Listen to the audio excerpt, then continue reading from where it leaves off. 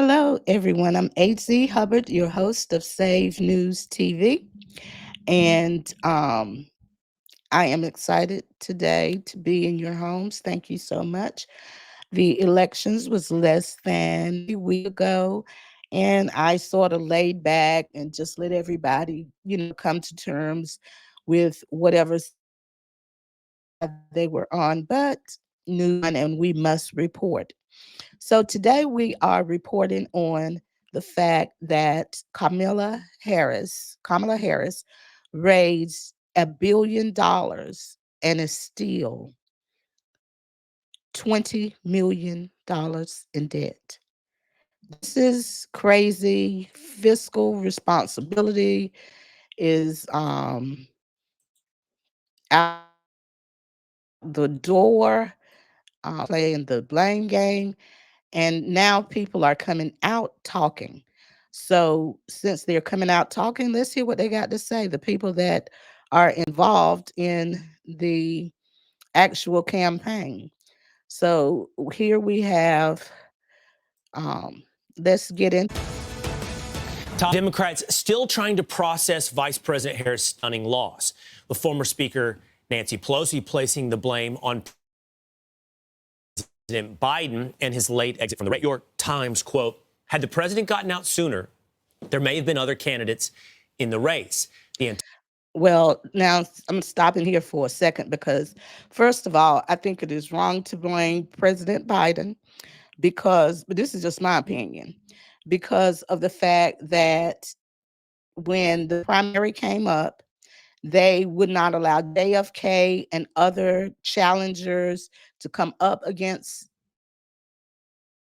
President Biden, did everything they could to block any other Democrat nominee. So that was Nancy Pelosi and her crew that did that. So you cannot blame President Biden for not stepping aside because you all ran interference, filed multiple lawsuits to make sure that President Biden was not the nominee. So let's get into it because we have a whistleblower here. Anticipation was that if the president were to step aside, that there would be an open primary. Our next guest has recently been vocal about missteps made in the Harris campaign. It's DNC Woman's Chair and Harris surrogate Lindy Lee joining us now. Lindy, we appreciate you being here. This is sort of an after analysis here of what happened with the campaign. But first, talk to me about what's going on. You see here Nancy Pelosi making the case to sort of blame Joe Biden, but it's a backhanded compliment because she's blaming Joe Biden for allowing Kamala Harris to be the nominee. Right. Well, thank you so much for having me. And what's left unsaid is that he is not forcefully saying that would have been the strongest candidate after a rigorous process. She's not saying definitively that it would have been her. She says it might have been her, but maybe there was an alternative. Maybe it was Josh Shapiro or maybe Gretchen Whitmer, someone who could forcefully litigate the case against Donald Trump. And if you truly believe that Trump is an existential threat, and that's what Democrats have been saying for the past couple of years, then you should have had that instead of just coronating somebody. What? Well, one thing now we can see clearly is that they are playing what do you call it? Armchair quarterbacking. But this young lady has tea. So let's continue to listen to what the tea is with the money. Okay. What is the relationship? What has been the relationship throughout the campaign, and what do you think the relationship is today between Biden world and Kamala Harris world? Well, I have friends, in both worlds, and let me tell you, the relationship was terrible even before the campaign. There was backstabbing. They wanted to hand her the most, least favorable agenda, the legislative priorities. She was stuck with immigration, civil rights. None of that before went anywhere. She was even a candidate, exactly. You're saying, as vice president. There was a lot of backstabbing. We saw. Okay. So now she's saying that she was stuck with immigration and all of this. Well, the vice president has a job. Is what was she supposed to do as vice president? She was supposed to be given assignments. So, this is just to me making excuses for her. There's part of all of our jobs we don't like or whatever, but she was appointed to go and find out the root causes for immigration, why the immigration rate was so high. That was her responsibility. And that was at the beginning of the her vice presidency. So, ain't nobody sticking her with nothing. What do they want her to do? Be president? So, I mean, this is just did to me. But let's listen to the tea. Saw in the press, people were leaking stuff all the time. The White House leaking like a sieve when it came to Kamala Harris. Only in the final year, she was able to stabilize and stop the bleeding of her staff because there was a lot of turnover as well. And we saw the press reports. Well, yes, there was a lot of turnovers. From my understanding, I think it was 95% turnover rate. About that. And things have finally started to calm down. And I actually think President Biden, the whole endorsing her 30 minutes after he dropped out, I think that was a big FU to the party. You don't. Okay. So what's supposed to do? He's the sitting president. He's been forced out of the campaign. Okay. And he has a vice president. He said that the day that he appointed Kamala was the best decision that he's ever made. Was he supposed to overlook Kamala? No, he had to do he had to do what was right and not overlook someone that had been loyal to him for 3.5 years. It's not a, backstab, is it? Or is it? Don't want me, here's somebody that you may not like, but deal with it, Suggesting that he's sticking the party with Kamala Kind of Harris. like sticking it to the man. Yeah, but help me understand you worked for Kamala Harris. I didn't. I'm a donor. You're a donor. Technically, I mean, I'm not on any. So now she's a donor. This is a good part. But she has all this other inside information. She needs to stick to the donor information. And this is the tea that this whole video is about. So let's just check it out. Anyone's payroll. I'm not beholden to anyone. That's why I'm here telling the truth. I'm not here to gaslight anybody. This is just the truth. And what is the truth? The truth is this is just an epic disaster. This is a $1 billion disaster. Actually, it was $1.018 billion, I think, right there. Woo! $1,018,000,000. 20 million or 20 Woo. million or $18 million dollars in debt. Right. It's incredible. And I raised million. Okay, hold up. Let me go back. Let me get this million again. or 20 million or $18 million dollars in debt. Right. It's a $1 billion disaster. Actually, it was $1.018 billion, I think, right there. 20 million or $18 million dollars in debt. Right. It's incredible. And I raised millions of that. I have friends that I have to be accountable to and to happen because I told them it was a margin of error race. I was promised, Jen O'Malley Dillon promised all of us that Harris would win. She even put videos out saying that Harris would win. I believed her. My donors believed her. And so they wrote massive checks. Okay. So how can they guarantee you that Kamala was now? This is an election. Anyone is subject to win or lose. There's a 50-50 chance of each one winning or lose. So, to raise that kind of money and then say, oh, but wait, you promised me you were going to win. That's crazy work to me because I know, and that there is no, I'm promising somebody's going to win and it's going to happen unless you cheated. And that's not what happened. It was a fair election. So, how could they promise you that Kamala was going to win? I mean, some of this money that you raised of dollars that she raised, was on her, for believing that somebody could guarantee an election. But we're going to find out more about this, where some of this money went later on. But come on, let her finish. I feel like a lot of us were misled. And even on the night of election night, I asked somebody in the eye and I said, are we going to do this? Are we going to pull it off? She told me yes. And I asked somebody else, like, how are you feeling? He's like, we're going to win Iowa. And I was like, what? Do you think, did they believe this going in? Was there a real sense of false confidence on the side of Kamala Harris? Or did they know they were in store for disaster? I was wondering about that. I was like, I asked them, are you privy to internal numbers that I am not seeing? Because I study this so carefully, and I just wasn't seeing any basis for that level of confidence. And I also want to remind our viewers that, the Trump campaign was touting all of these incredible empirical data weeks before election night. What Harris is touting was the door knocking. She didn't say anything really about early voting. Now I know it's because there was nothing much to say. I asked you what the relationship was between Biden world and Kamala Harris world, and you told me it was bad. It was bad predating the campaign. Where does Obama fit in this? You know, there's. I don't want to break the Democratic Party into these, three fiefdoms, because there's probably more. Nancy Pelosi is a huge power player, but Barack Obama, the Obama world, is a huge player. How do they fit in the tension or the happiness of Democrats? That's a really good question. I want to point out that they waited 3 days. Michelle and Barack Obama waited 3 days to endorse Kamala Harris. It was a silence heard around the world. And prior to Biden's endorsement that no one really anticipated, they were vetting people like Mark Kelly. Kamala Harris wasn't at the top of the ticket. So Biden's endorsement of Harris caught a lot of people off guard, even the chieftains of the party. I really think it was a big FU to everyone. I'm so sorry. It's all right. I think I'm getting a vivid picture. I didn't finish the word.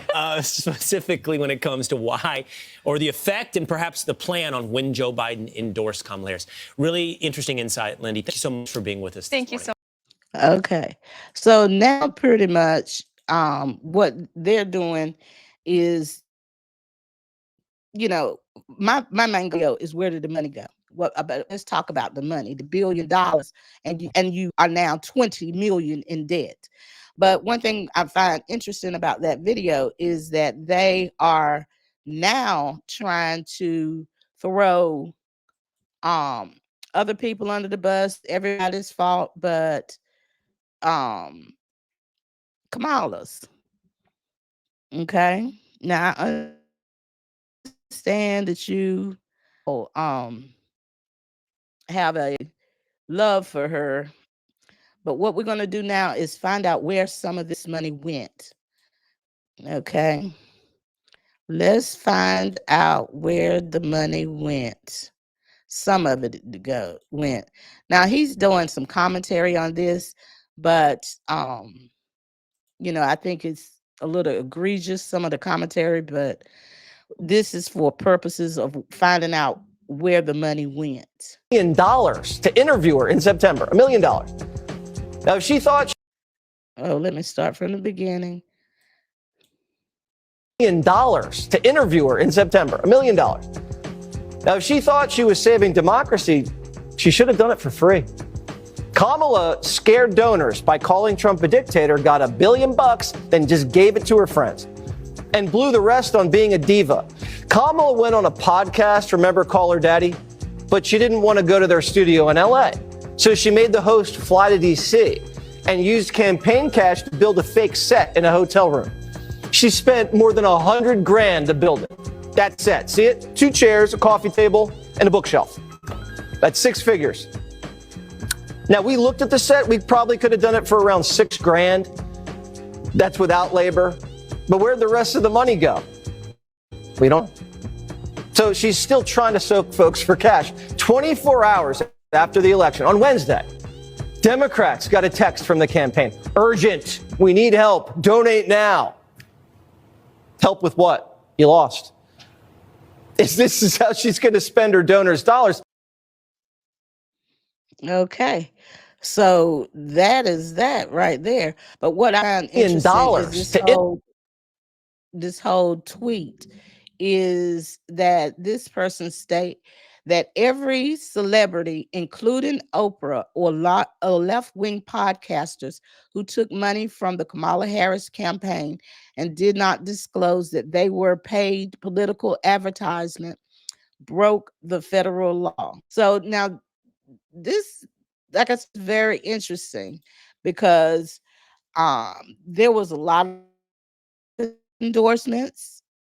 Don't know who was paid and who wasn't paid because there was, nobody disclosed it. Don't know, whether Oprah was paid, but we do know that they paid $100,000 for a set.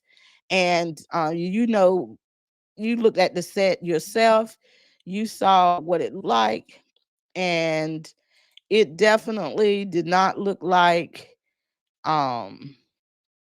$100,000 set. It looked, he said he could do it with for $6,000 plus labor.